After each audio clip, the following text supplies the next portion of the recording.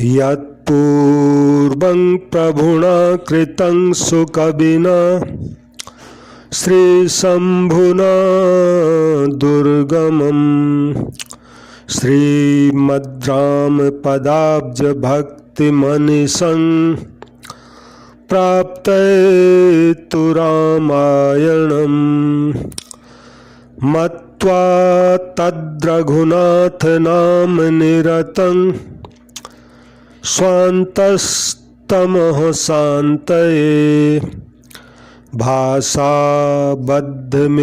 चकार तुलसी दासस्तथा मानसम् भाषाबद्धमिदं चकार तुलसी दासस्तथा मानसम्। गोस्वामी तुलसीदास जी महाराज की जय। उमा महेश्वर भगवान की जय। श्री सीताराम जी महाराज की जय। श्री हनुमान जी महाराज की जय।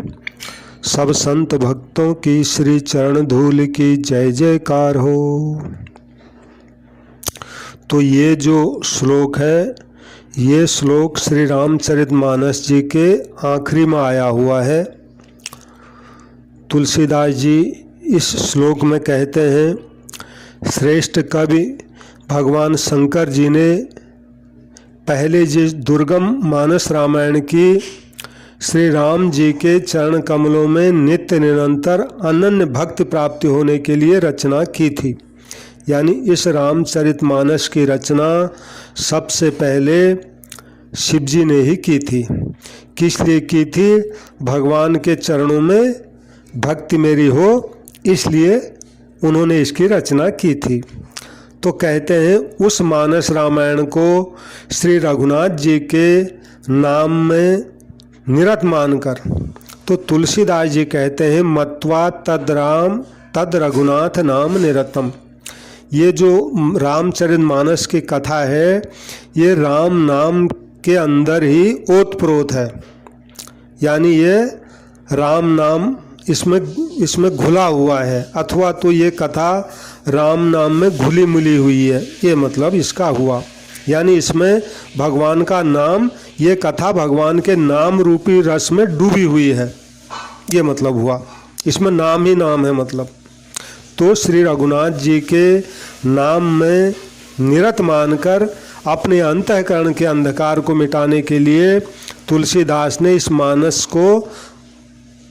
मानस के रूप में भाषाबद्ध किया है। तो तुलसीदास जी कहते हैं अपने अंतःकरण के अंधकार को मिटाने के लिए मैंने इस मानस को भाषाबद्ध किया है, यानी इस भाषा में मैंने इसकी रचना की है। जय श्री राम।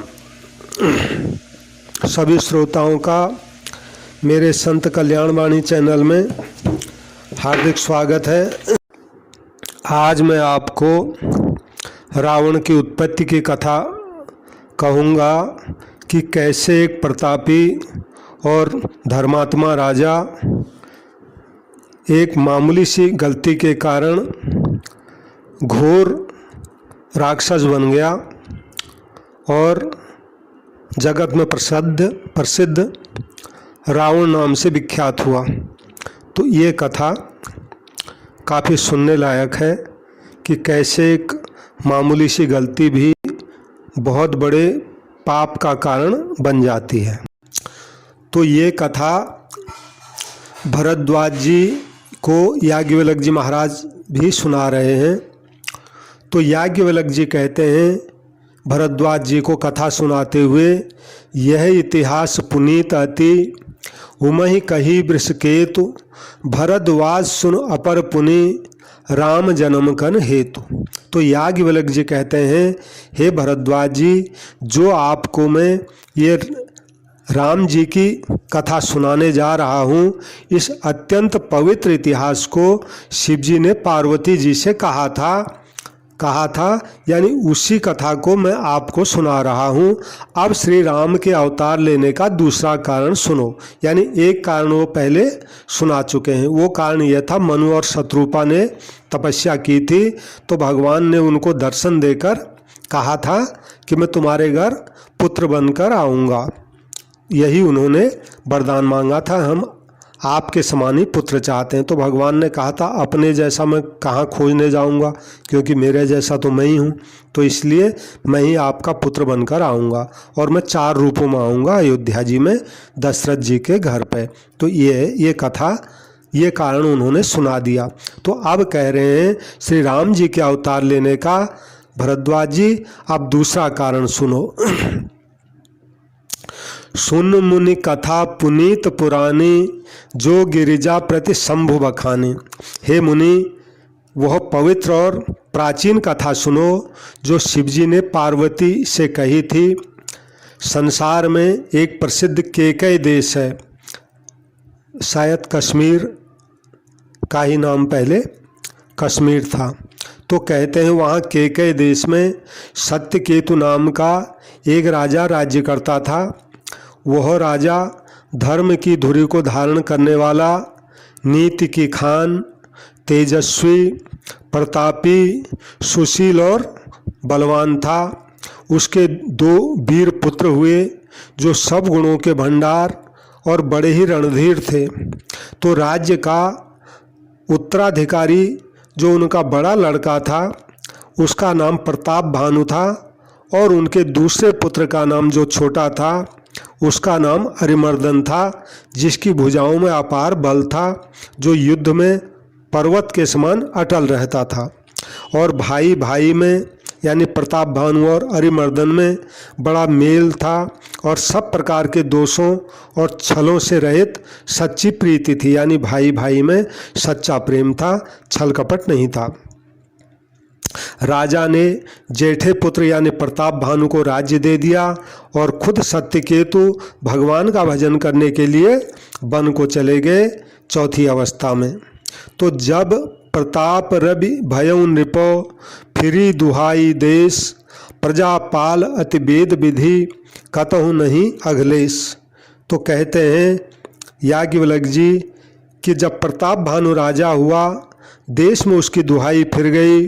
वह वेदों में बताई हुई विधि के अनुसार उत्तम रीति से प्रजा का पालन करने लगा।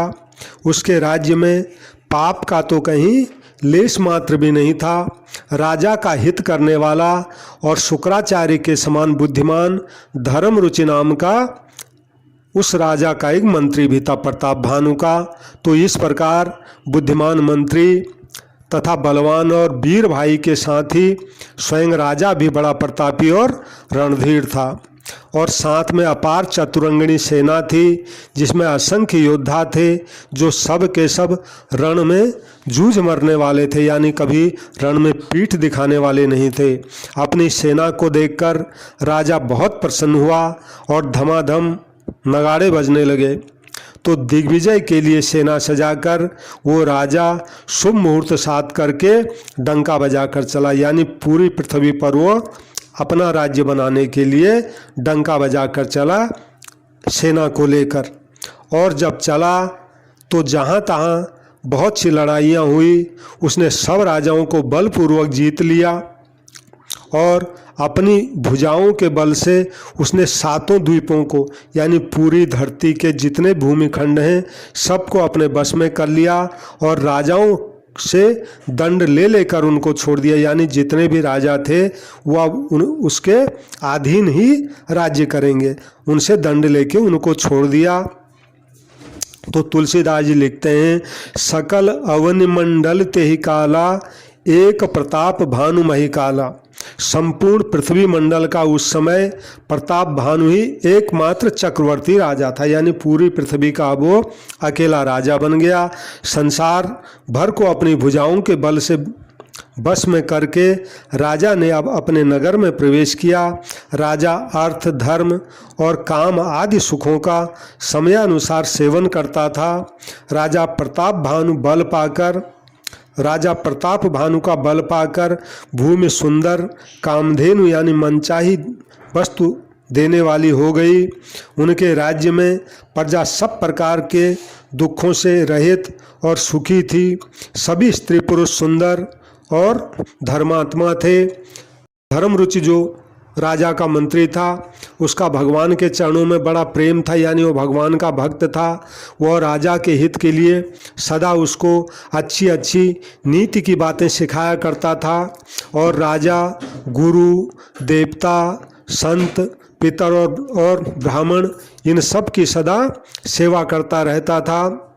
वेदों में राजाओं के जो जो धर्म बताए गए हैं राजा सदा आदर पूर्वक सुख मानकर उन सब का पालन करता था और रोज अनेक प्रकार के दान देता था। उत्तम शास्त्र, वेद और पुराणों को सुनता था। उसने अपने देश में बहुत सी बावलियाँ, कुएं, तालाब, फुलवाड़ियाँ, सुंदर बगीचे, ब्राह्मणों के लिए घर, देवताओं के सुंदर सुंदर विचित्र मंदिर, ये सब तीर्थों में बनवाए।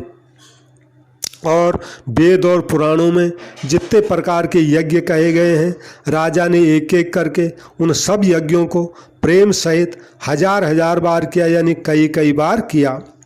तो राजा के हृदय में किसी भी फल की कामना नहीं थी। राजा बड़ा ही बुद्धिमान और ज्ञानी था। वह ज्ञानी राजा कर्म, मन और वाणी से जो कुछ भी धर्म के कार्य करता था सब भगवान वासुदेव के अर्पित करता जाता था। करई जे धर्म करम मन बानी, वासुदेव अर्पित नृप ज्ञानी। तो एक बार की बात अब याज्ञवल्क्य जी कहते हैं, भरद्वाज जी सुनो।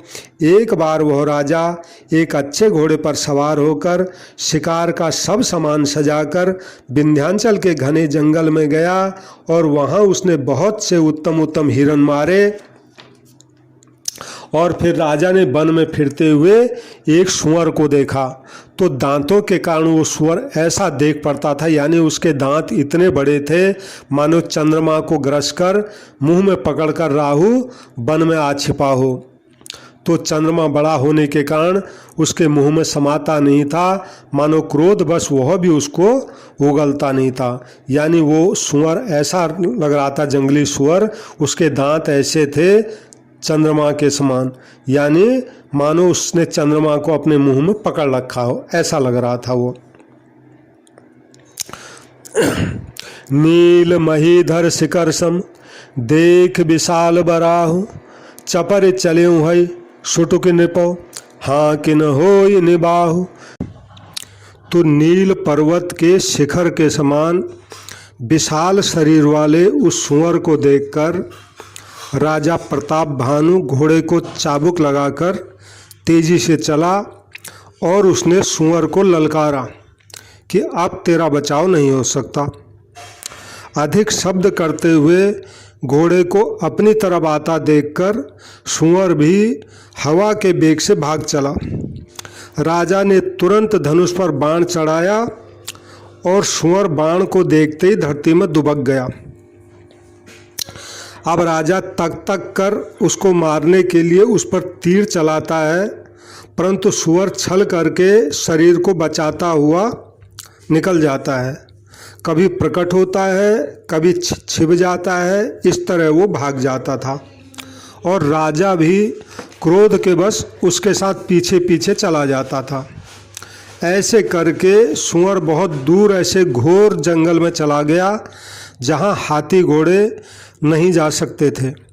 अब राजा बिल्कुल अकेला था, वन में क्लेश भी बहुत था, फिर भी राजा ने उस सूअर का पीछा नहीं छोड़ा। राजा को बड़ा धैर्यवान देखकर सूअर भागकर एक पहाड़ की गहरी गुफा में घुस गया। उसमें जाना कठिन देखकर राजा को अंत में बहुत पछताकर वापस लौटना पड़ा। पर उस घोर वन में अब वो रास्ता भूल गया। बहुत परिश्रम करने से थका हुआ और घोड़े समेत भूख प्यास से व्याकुल हुआ राजा अब नदी तालाब खोजता खोजता पानी के बिना बेहाल हो गया। वन में फिरते फिरते उसने एक आश्रम देखा। वहाँ कपट से मुनि का भेष बनाए एक जो है राजा रहता था। जिसका देश राजा प्रताप भानु ने छीन लिया था और जो सेना को छोड़कर युद्ध से भाग गया था। तो प्रताप भानु का अच्छा समय जानकर और अपना बुरा समय जानकर उसके मन में बड़ा दुख हुआ। इससे वह घर नहीं गया और अभिमानी होने के कारण राजा प्रताप भानु से उसने मेल भी नहीं किया। अब दरिद्र की भांति मन ही मन क्रोध को मारकर वो राजा तपस्वी का वेश बनाकर इस वन में रहता था। राजा प्रताप भानु गलती से आज उसी के पास चला गया और उसने तुरंत प्रताप भानु को पहचान लिया कि ये प्रताप भानु है। अब राजा प्यासा होने के कारण व्याकुलता में उसको पहचान नहीं सका।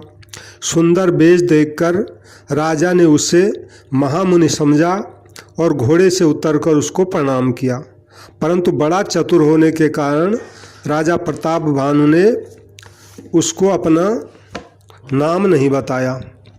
राजा को प्यासा देखकर उसने सरोवर दिखला दिया। हर्षित होकर राजा घोड़े सहित उसमें स्नान और उसने जलपान किया। सारी थकावट मिट गई। राजा तब वह तपस्वी राजा को अपने आश्रम में ले गया और सूर्यास्त का समय जानकर उसने राजा को बैठने के लिए आसन दिया। फिर वो तपस्वी कोमल वाणी से बोला कि तुम कौन हो? सुंदर युवक होकर जीवन की परवाह न करके वन में अकेले क्यों फिर रहे हो? तुम्हारे चक्रवर्ती राजा कैसे लक्षण देखकर मुझे तुम्हें देखकर बड़ी दया आती है। राजा ने कहा, हे मुनीश्वर सुनिए, प्रताप भानु नाम का एक राजा है, मैं उसका मंत्री हूँ। शिकार के लिए फिरते हुए रास्ता भूल गया हूँ। बड़े भाग्य से यहाँ आकर मैंने महाराज आपके चरणों के दर्शन पाए हैं। हमें आपका दर्शन दुर्लभ था, इससे जान पड़ता है कि अब कुछ भला होने वाला है। मुनि ने कहा, हे तात, अब अंधेरा हो गया है, तुम्हारा नगर भी यहाँ से 70 योजन पर है, इसलिए हे सुजान सुनो, घोर अंधेरी रात है, घना जंगल है, रास्ता ठीक नहीं है। ऐसा समझकर तुम आज की रात यहीं ठहर जाओ, सवेरा होते ही चले जाना। तुलसीदास जी कहते हैं, तुलसी जस भव तब व्यता, तैसी मिलई सहाय, आपनु आवै ताहि पही, ताहि तहाँ ले जाई। यानी जैसी होनहार होती है वैसी ही सहायता मिल जाती है, या तो वह आप ही उसके पास आ जाती है या उसको वहाँ ले जाती है। तो हे नाथ बहुत अच्छा कहकर और उसकी आज्ञा सिर चढ़ाकर घोड़े को पेड़ से बांधकर राजा बैठ गया। राजा ने उसकी बहुत प्रकार से प्रशंसा की और उसके चरणों की वंदना करके अपने भाग्य की सराहना की। फिर सुंदर कोमल वाणी से कहा, हे प्रभु, आपको पिता जानकर मैं ढिठाई करता हूँ। हे मुनीश्वर, मुझे अपना पुत्र और सेवक जानकर अपना नाम विस्तार से बताइए। राजा ने उसको नहीं पहचाना, पर वह राजा को पहचान गया था। राजा तो शुद्ध हृदय था और वह कपट करने में महाचतुर था। एक तो बैरी, फिर जाति का क्षत्रिय और ऊपर से राजा, वो कैसे भी हो छलबल से अपना काम बनाना चाहता था। बैरी पुनि क्षत्रिय पुनि राजा, छलबल कीन चाहे निज काजा। वह शत्रु अपने राज्य के सुख को समझ करके दुखी था। उसकी छाती रात दिन कुमार की आँव की तरह भीतर ही भीतर सुलग रही थी। राजा के सरल वचन कान से सुनकर अपने बैर को याद करके वो हृदय में हर्षित हुआ। वह कपट में डुबोकर बड़ी युक्ति के साथ कोमल वाणी बोला, अब तो हमारा नाम भिखारी है, क्योंकि हम निर्धन और अनिकेत हैं। अनिकेत यानी घर द्वारहीन हैं। राजा ने कहा, महाराज, जो आपके सदृश विज्ञान के धाम और सर्वथा अभिमान रहित होते हैं, वे अपने स्वरूप को सदा छिपाए रहते हैं, क्योंकि कुबेश बनाकर रहने में ही सब प्रकार से कल्याण है। इसी से तो संत और वेद पुकार कर कहते हैं कि परम अकिंचन ही भगवान को प्रिय होते हैं। आप सरीखे, निर्धन, भिखारी और गृहहीनों को देखकर ब्रह्मा और शिव जी को भी संदेह हो जाता है कि वे वास्तविक संत हैं या भिखारी। खैर महाराज, आप जो हो सो हो, मैं आपके चरणों में नमस्कार करता हूँ। हे स्वामी, अब मुझ पर कृपा कीजिए। अपने ऊपर राजा की स्वाभाविक प्रीति और अपने विषय में उसका अधिक विश्वास देखकर और सब प्रकार से राजा को अपने वश में करके अधिक स्नेह दिखाता हुआ वो कपटी तपस्वी बोला, राजन सुनो, मैं तुमसे सत्य कहता हूँ, मुझे यहाँ रहते बहुत समय बीत गया। अब तक न तो कोई मुझसे मिला और न मैं अपने को किसी पर प्रकट करता हूँ, क्योंकि लोक में प्रतिष्ठा अग्नि के समान है जो तप रूपी वन को भस्म कर डालती है। तुलसीदास जी कहते हैं, सुंदर वेश देखकर मूढ़ तो मूढ़, चतुर मनुष्य भी धोखा खा जाते हैं। सुंदर मोर को देखो, उसका वचन तो अमृत के समान है, लेकिन वो आहार जहरीले सांपों का करता है। कपटी तपस्वी ने कहा, इसी से मैं जगत में छिप कर रहता हूँ, श्री हरि को छोड़कर और किसी से भी कोई प्रयोजन नहीं रखता। क्यों? क्योंकि प्रभु जानत सब बिना ही जनाए, कहे हूँ कवन सिद्धि लोक रिझाए। भगवान तो बिना जनाए भी सब जानते ही हैं, फिर संसार को रिझाने से भला क्या सिद्धि मिलेगी। तुम पवित्र और सुंदर बुद्धि वाले हो, इससे मुझे बहुत ही प्यारे हो और तुम्हारी भी मुझ पर प्रीति और विश्वास है। हे तात, अब यदि मैं तुमसे कुछ छिपाव करता हूँ तो मुझे बहुत भयानक दोष लगेगा। ज्यों ज्यों वह तपस्वी उदासीनता की बातें कहता जाता था, त्यों त्यों राजा का विश्वास भी उस पर ज़्यादा बढ़ता जाता था। जब उस बगुले की तरह ध्यान लगाने वाले कपटी मुनि ने राजा को कर्म, वचन और मन से अपने बस में जान लिया, तब वह बोला, नाम हमार एक तनु भाई, सुन नृप बोल्यों पुनि सिरुन आई। बोले, हे भाई, मेरा नाम एक तनु है। यह सुनकर राजा ने फिर सिर नवाकर कहा, महाराज, मुझे अपना अत्यंत अनुरागी सेवक जानकर अपने नाम का अर्थ समझाकर कहिए। तो कपटी मुनि ने कहा, आदि सृष्टि उपजी जब ही, तब उत्पत्ति भय मोर, नाम एक तन हेतु ते ही, देह न धरी बहोरी। मतलब जब सबसे पहले सृष्टि उत्पन्न हुई थी तभी मेरी भी उत्पत्ति हुई थी। तब से लेके आज तक मैंने दूसरा शरीर अभी तक धारण नहीं किया है, इसी कारण मेरा नाम एक तनु है। हे पुत्र, इससे मन में आश्चर्य मत करो, क्योंकि तप से कुछ भी दुर्लभ नहीं है। तप के बल से ब्रह्मा जी संसार की रचना करते हैं, तप के बल से ही विष्णु संसार का पालन करते हैं और तप के बल से ही रुद्र संसार का संहार करते हैं। संसार में ऐसी कोई वस्तु नहीं है जो तप से नहीं मिल सके। ये सुनकर राजा को और अनुराग हुआ। तब वह कपट मुनि पुरानी कथाएं कहने लग गया। कर्म, धर्म, अनेक प्रकार के इतिहास कहकर वह वैराग्य और ज्ञान का निरूपण करने लगा। सृष्टि की उत्पत्ति, स्थिति और प्रलय की अपार आश्चर्य भरी कथाएं उसने विस्तार से कही। सुनकर राजा उस तपस्वी के बस में हो गया। तब वह उसे अपने नाम बताने लगा कि मेरा नाम प्रताप भानु है करके। तपस्वी ने कहा, राजन, मैं तुमको जानता हूँ, तुमने कपट किया, मुझे अच्छा लगा। हे राजन सुनो, नीति ऐसा कहती है कि राजा लोग जहाँ तहाँ अपना नाम नहीं कहते। तुम्हारी वही चतुराई समझकर तुम पर मेरा ज़्यादा प्रेम हो गया है। तुम्हारा नाम प्रताप भानु है। महाराज सत्यकेतु तुम्हारे पिता थे। हे राजन, गुरु की कृपा से मैं सब जानता हूँ, पर अपनी हानि समझकर कहता नहीं हूँ। हे तात, तुम्हारा स्वाभाविक सीधापन, प्रेम, विश्वास और नीति में निपुणता देखकर मेरे मन में तुम्हारे ऊपर बड़ी ममता उत्पन्न हो गई है, इसलिए मैं तुम्हारे पूछने पर अपनी कथा कहता हूँ। अब मैं प्रसन्न हूँ, इसमें संदेह मत करना। हे राजन, अब जो मन को भावे वो वर मुझसे मांग लो। सुंदर वचन सुनकर राजा हर्षित हो गया और मुनि के पैर पकड़कर बहुत प्रकार से विनती की। बोले, हे दया सागर मुनि, आपके दर्शन से अब चारों ही पदार्थ मेरे मुट्ठी में आ गए हैं, तो भी स्वामी को प्रसन्न देखकर मैं आज ये दुर्लभ वर मांगकर शोक रहित हो जाऊं। अब राजा ने वरदान मांगा। जरा मरण दुख रहित तनु, समर जितय जन को, एक छत्र रिपुहीन मही, राज कलप सत हो।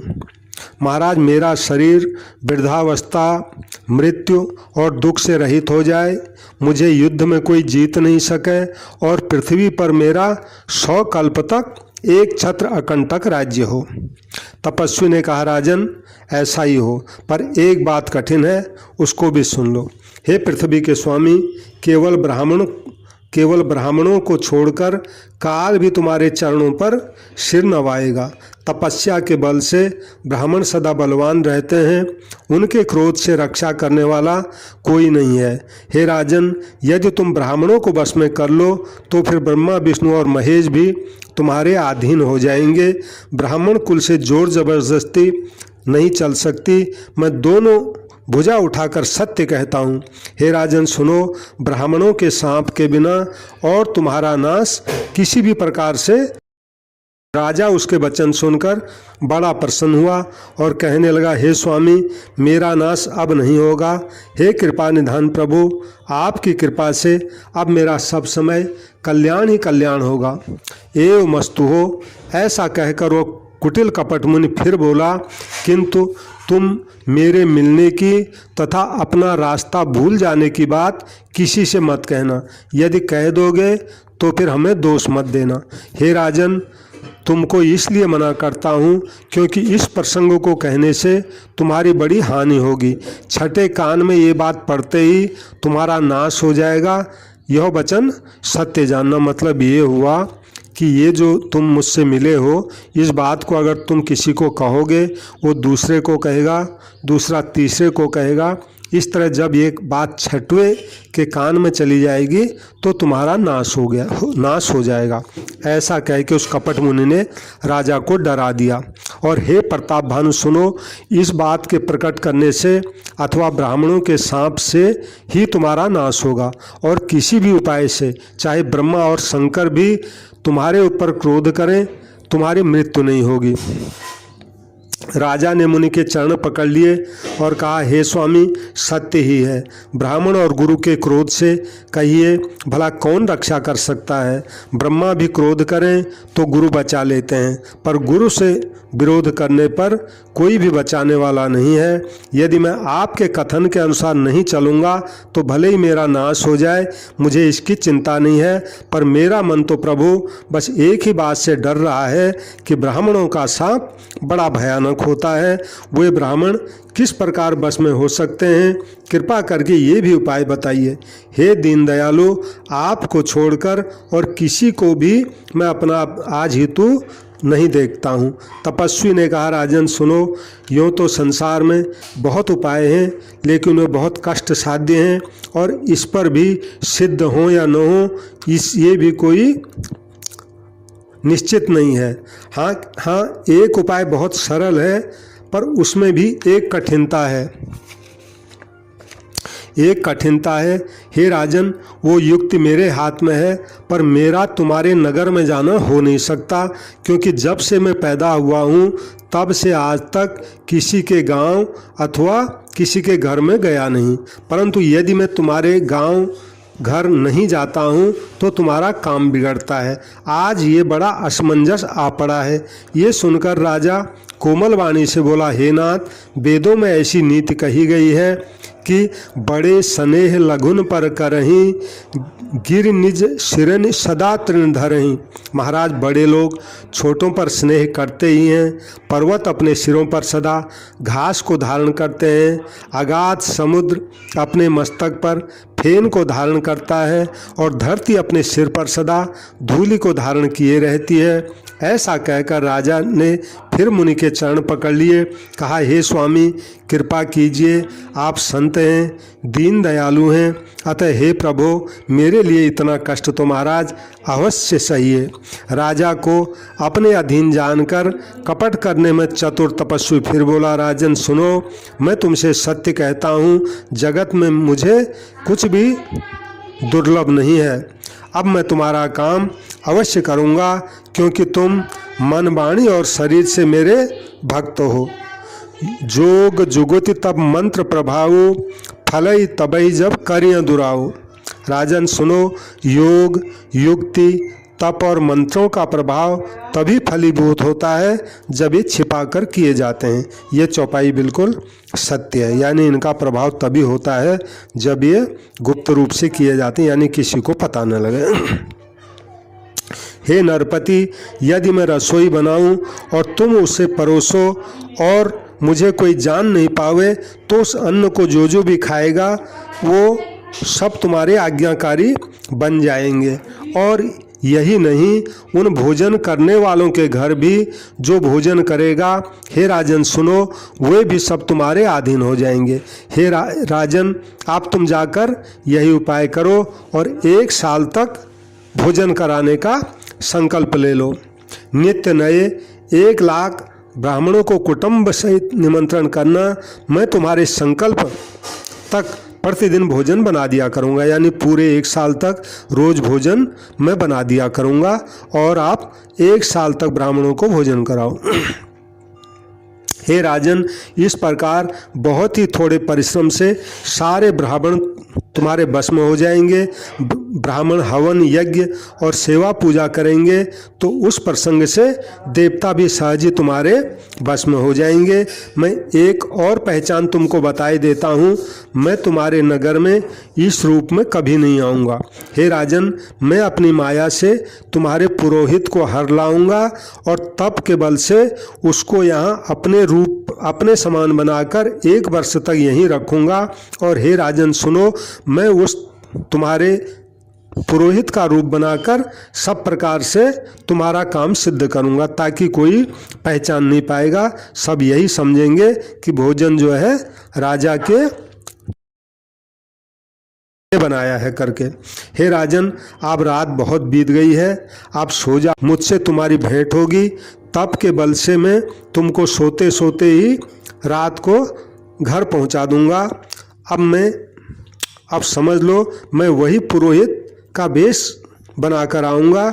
जब एकांत में तुमको बुलाकर सब कथा कहूँगा, तब तुम पहचान लेना कि मैं तुम्हारा गुरु हूँ करके। तो राजा ने आज्ञा मानकर शयन किया और वो कपटी मुनि आसन पर जा बैठा।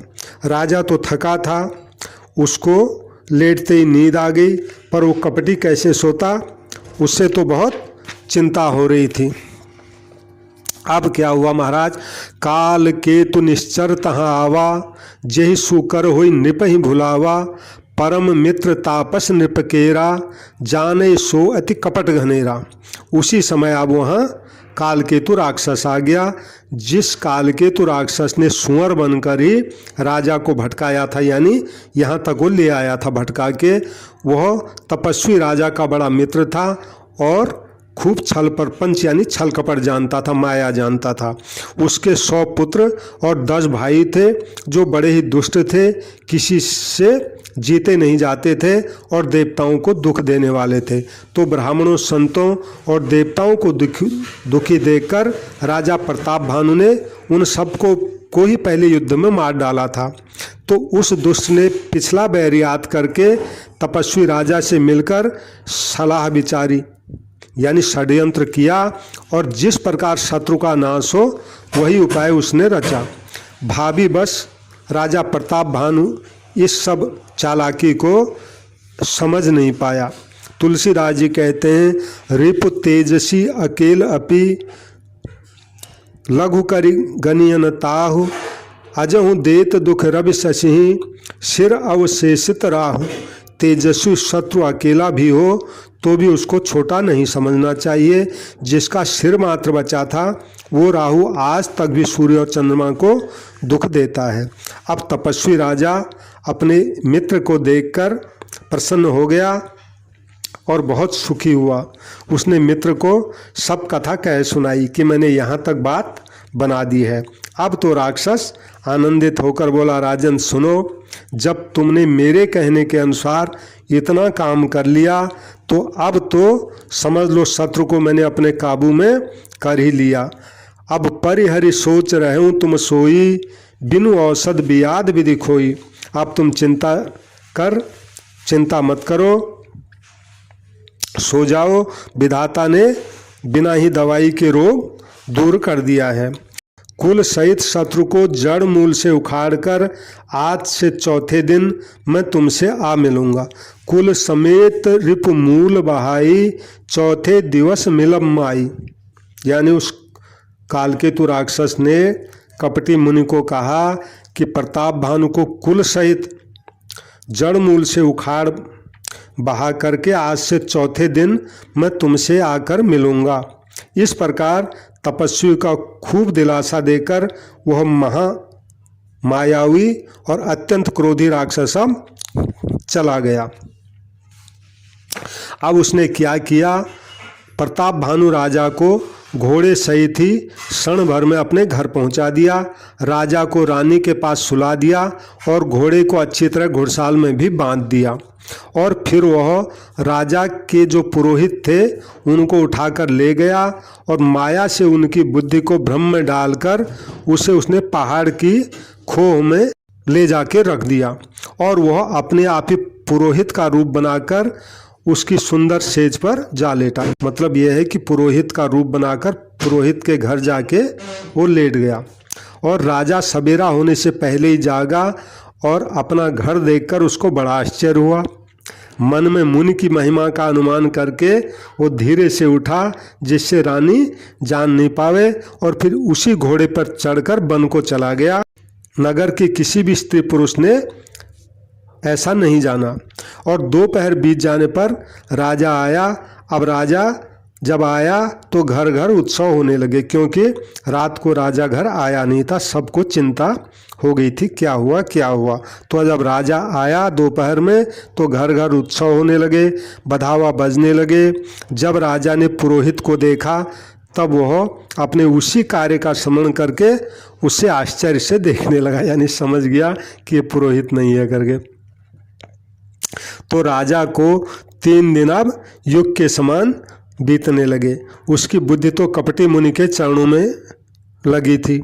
निश्चित समय जानकर पुरोहित बना हुआ राक्षस आया और राजा के साथ की हुई गुप्त सलाह के अनुसार उसने सब विचार उसको समझाकर कह दिए। संकेत के अनुसार गुरु को उस रूप में पहचानकर राजा प्रसन्न हुआ। भ्रमवश उसको चेत नहीं रहा यह तापस मुनि है या कालकेतु राक्षस, यानी वो पुरोहित को तपस्वी ही समझ रहा था। तो उसने तुरंत 1 लाख उत्तम ब्राह्मणों को कुटुंब सहित निमंत्रण दे दिया। उपरोहित जेबनार बनाई, छरस 4 विधि जस श्रुति गाई, माया मैते कीन रसोई, व्यंजन बहुगन सकई न कोई। और पुरोहित ने 6 रस और 4 प्रकार के भोजन जैसा कि वेदों में वर्णन किया गया है ऐसा बनाए, और उसने मायामयी रसोई तैयार की और इतने व्यंजन बनाए कि उनको कौन गिन सकता है। अनेक प्रकार के पशुओं का मांस पकाया और उसमें उस दुष्ट ने ब्राह्मणों का मांस भी मिला दिया। सब ब्राह्मणों को भोजन के लिए बुलाया और चरण धोकर आदर सहित राजा ने उनको बैठाया। ज्यों ही राजा परोसने लगा उसी समय कालकेतुकृत आकाशवाणी हुई। वही कालकेतु राक्षस जो पुरोहित बना हुआ है उसी ने आकाशवाणी कर दी। आकाशवाणी क्या कर दी, विप्र वृंद उठ उठ गृह जाऊं, है बड़ी हानि अन्न जनि खाऊं, भयं रसोई भूसुर मासु, सब द्विज उठे मान विश्वासु।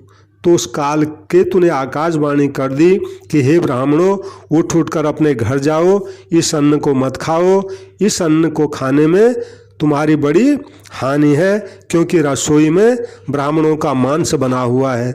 अब आकाशवाणी का विश्वास मानकर सब ब्राह्मण उठ खड़े हुए। राजा तो सुनकर व्याकुल हो गया, परंतु उसकी बुद्धि मोह में भूली हुई थी। होनहार बस उसके मुंह से एक भी बात निकली नहीं। अब तो ब्राह्मणों ने क्रोध में आकर के बोले, विप्र सकोप तबो नहीं कछुकीन विचार, जाय निशाचर होई नृपो मूढ़ सहित परिवार। ब्राह्मण क्रोध सहित बोले, उन्होंने भी कुछ विचार नहीं किया। बोले, अरे मूर्ख राजा, अब तू जाकर परिवार सहित राक्षस हो जा। और छत्र बंधु तय विप्र बुलाई, घाले लिए सहित समुदायी, ईश्वर राखा धर्म हमारा, जय है सितय समेत परिवारा। अरे नीच क्षत्रिय, तूने तो परिवार सहित ब्राह्मणों को बुलाकर आज उनको नष्ट करना चाहता। ईश्वर ने हमारे धर्म की रक्षा की, अब तू परिवार सहित नष्ट होगा। संबत मध्य नाश तब होऊं, जलदाता न रहे कुल को। 1 वर्ष के भीतर तेरा नाश हो जाए, तेरे कुल में कोई पानी देने वाला भी बचेगा नहीं। सांप सुनकर राजा भय के मारे अत्यंत व्याकुल हो गया और फिर सुंदर आकाशवाणी हुई। बोले, हे ब्राह्मणों, तुमने राजा को विचार कर सांप नहीं दिया। राजा ने कुछ भी अपराध नहीं किया है। आकाशवाणी सुनकर सब ब्राह्मण चकित हो गए। तब राजा वहाँ गया रसोई घर में जहाँ भोजन बना था। तो क्या देखा वहाँ न तो भोजन था, न भोजन बनाने वाला वो पुरोहित ब्राह्मण ही था। तब राजा के मन में अपार चिंता हुई। उसने ब्राह्मणों को अब सब वृत्तांत सुनाया और बड़ा ही भयभीत और व्याकुल होकर पृथ्वी पर गिर पड़ा।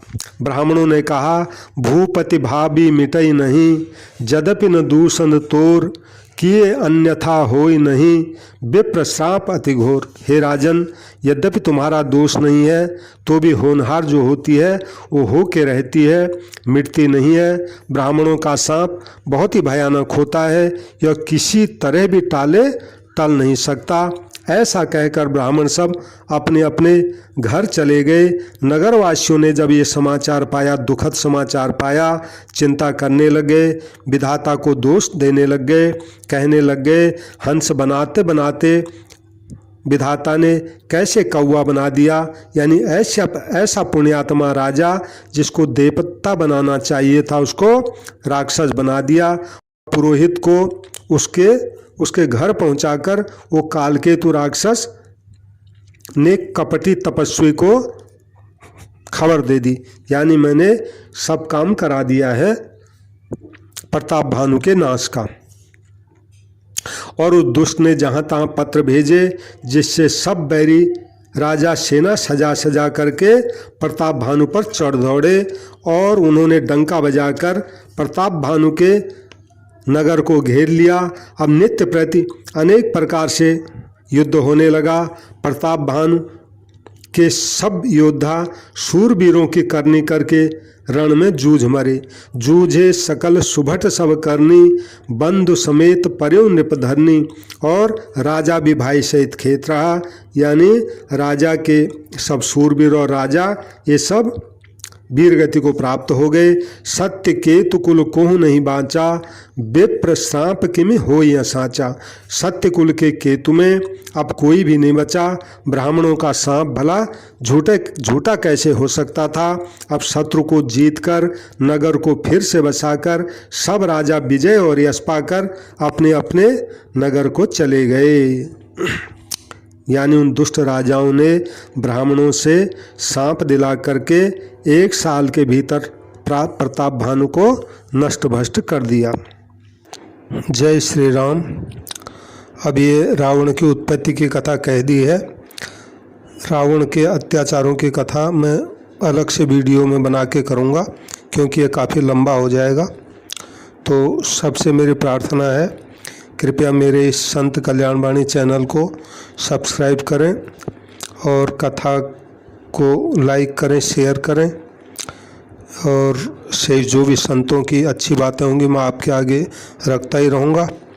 सबको प्रणाम, सबको राम राम। जय श्री राम, जय श्री राम।